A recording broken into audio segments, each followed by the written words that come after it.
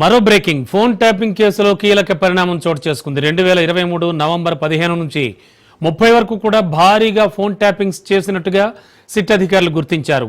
సుమారు 4013 ఫోన్ నెంబర్లను ప్రణీత్ రావు ట్యాపింగ్ చేసినట్లుగా నిర్ధారణకు వచ్చారు. ఫోన్ ట్యాపింగ్ గురైన వాళ్లలో 618 మంది రాజకీయ నేతలు, ఐఏఎస్లు, ఐపీఎస్లు, జర్నలిస్టులు ఉన్నారు. నాటి విపక్ష నేతలు ఫోన్లు కూడా ట్యాపింగ్ చేసినట్టుగా సిట్ గుర్తించింది. దీంతో త్వరలో మరికొంతమంది నేతలకు సిట్ నోటీసులు ఇవ్వనుంది. 618 మంది స్టేట్మెంట్ సిట్ రికార్డ్ చేయనుంది. ఇప్పటి వరకు 228 మంది స్టేట్మెంట్ రికార్డ్ చేసింది సిట్. విచారణలో మరింత దూకుడు పెంచింది.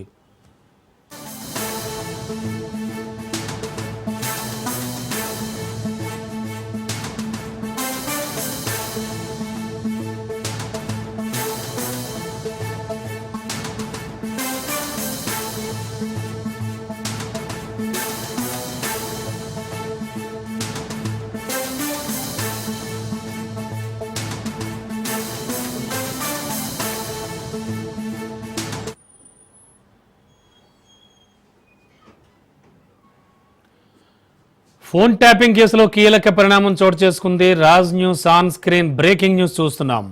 2023 నవంబర్ 15 నుంచి 30 వరకు కూడా భారీగా ఫోన్ ట్యాపింగ్స్ చేసినట్టుగా సిట్ అధికారులు గుర్తించారు.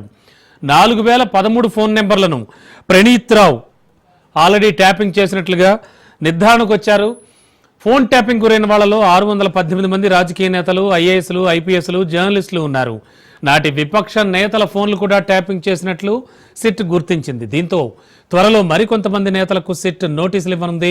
618 మంది స్టేట్మెంట్ సిట్ రికార్డ్ చేయనుంది. ఇప్పటి వరకు 228 మంది స్టేట్మెంట్ రికార్డ్ చేసిన సిట్ విచారణలో మరింత దూకుడు పెంచింది.